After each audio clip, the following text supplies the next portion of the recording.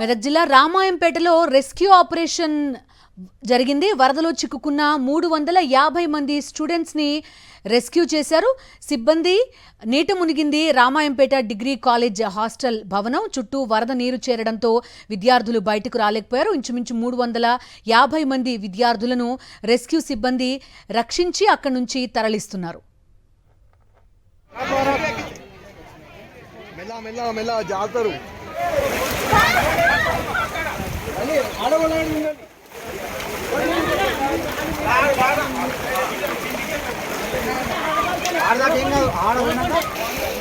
Ramayampet degree college hostel భవనం ఇది. మొత్తం వరద నీరు ఈ హాస్టల్ భవనంలోకి చేరిపోయింది.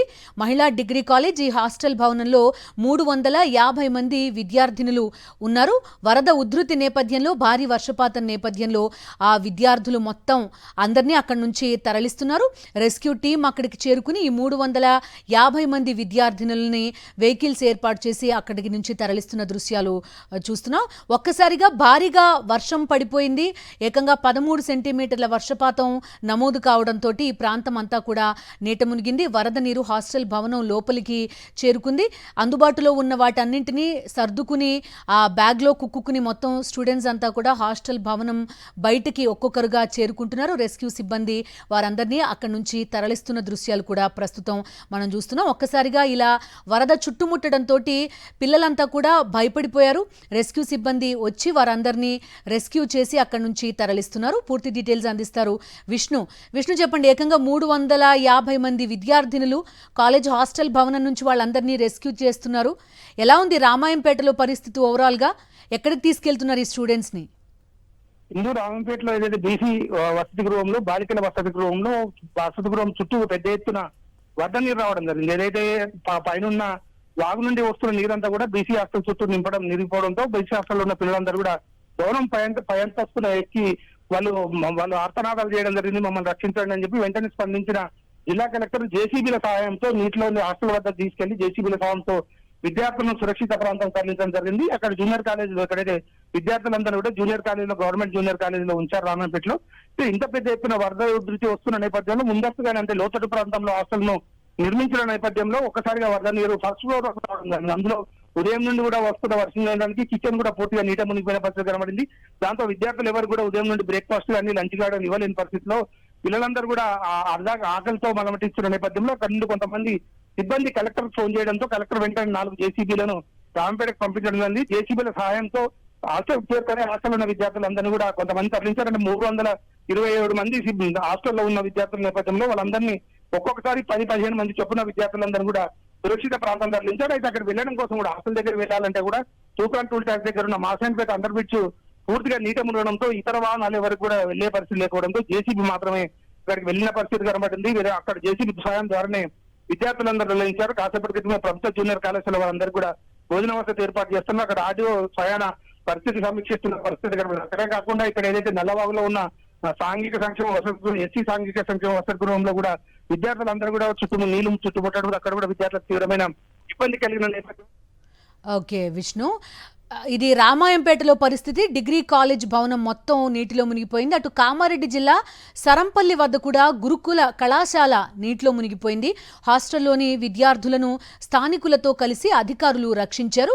విద్యార్థులను సురక్షిత ప్రాంతాలకు తరలించారు. చూడొచ్చు, ఆల్మోస్ట్ మెడలోతు నీళ్లలో ఇక్కడ గురుకుల పాఠశాలలో విద్యార్థులు ఉండిపోయారు. ఒక తాడు సాయంతో అదే మెడలోతు నీటి ప్రవాహంలో వారందరినీ కూడా బయటకు తీసుకొస్తున్న విజువల్ కూడా మనం చూస్తున్నాం. వరద ఉధృతి ఏ స్థాయిలో ఉందో అర్థం చేసుకోవచ్చు.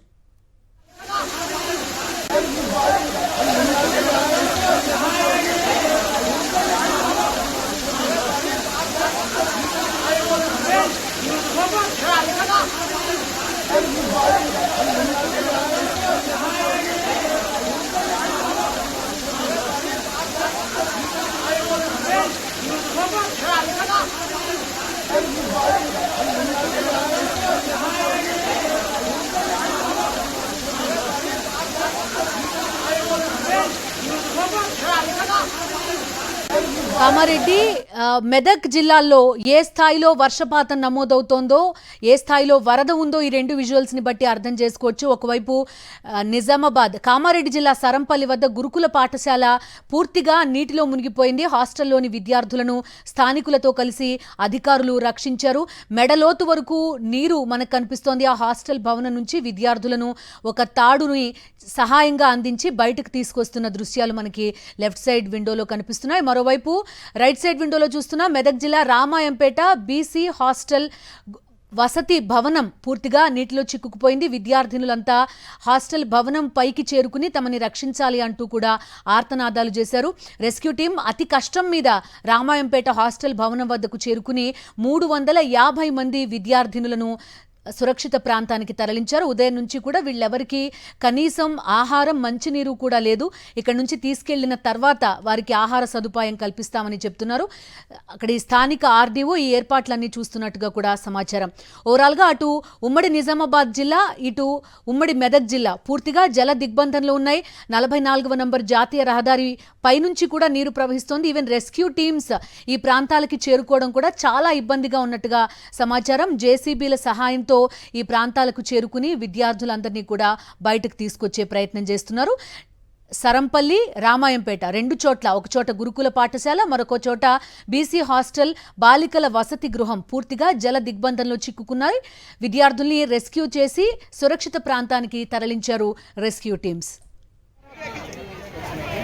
మెల్ల మెల్ల మెల్ల జాతరు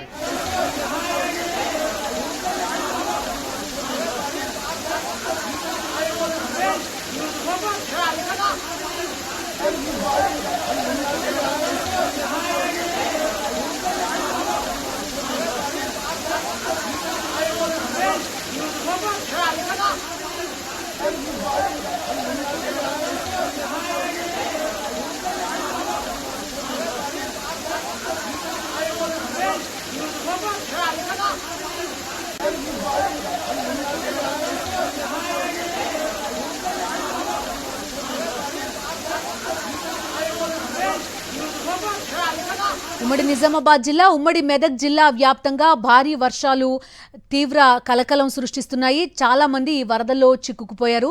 హాస్టల్ భవనాలు కూడా నీట మునిగిపోయాయి. అటు నిజామాబాద్ జిల్లాకి సంబంధించి గురుకుల పాఠశాల నీట మునిగింది.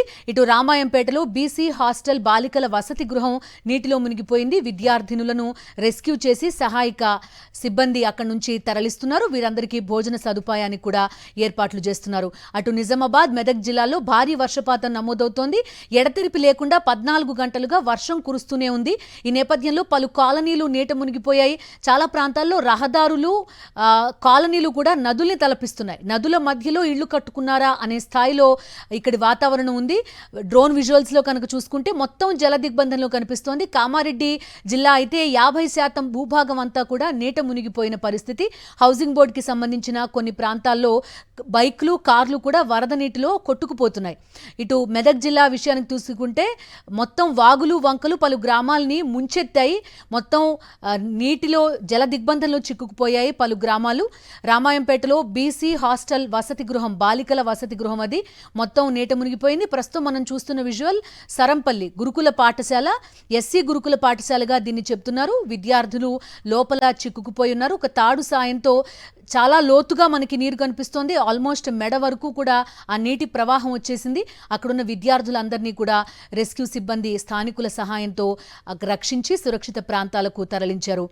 నిజామాబాద్ గురుకుల పాఠశాలలో పరిస్థితి ఇలా ఉంటే, మరోవైపు రామాయంపేటలో కూడా బీసీ హాస్టల్ వసతి గృహం, బాలికల వసతి గృహం అది పూర్తిగా జల దిగ్బంధంలో చిక్కుకుపోయింది. హాస్టల్ భవనం పైకెక్కి విద్యార్థినులు సహాయం కోసం అర్థించారు. జేసీబీల సాయంతో అక్కడికి చేరుకుని రెస్క్యూ సిబ్బంది ఆ విద్యార్థుల్ని సురక్షిత ప్రాంతాలకు తరలించారు. ఆల్మోస్ట్ తెలంగాణ చూసుకుంటే ఇటు హైదరాబాద్, మెదక్, సంగారెడ్డి, నిజామాబాద్, ఆదిలాబాద్ మొత్తం ప్రతి జిల్లాలో కూడా భారీగా వర్షపాతం నమోదవుతోంది.